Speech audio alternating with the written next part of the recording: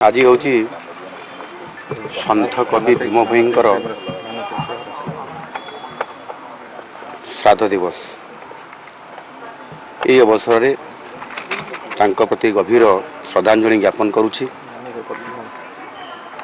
सन्थ कवि भीम ही केवल जड़े महान कवि बा सन्थ नथिले, से तिले मानवता, करुणा एवं सामाजिक न्यायर शक्तिशाली स्वर। अत्यंत सरल और सावलील भाषा भजन और चौतीसा माध्यम से मानवता, सरलता और सामाजिक समानतार वार्ता से दौथिले।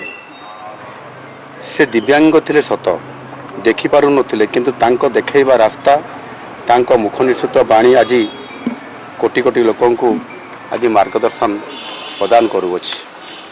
से जीव जगतर दुखरे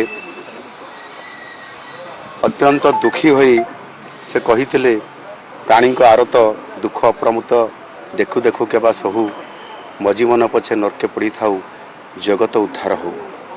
ये महान चिंताधारा आज सन्थ कवि को आज विश्व विदित करिछि। एभली चिंताधारा केवल जड़े कवि किंबा लेखक पक्षरे संभव नुह, यह केवल जड़े सन्थ ही करि परिबे।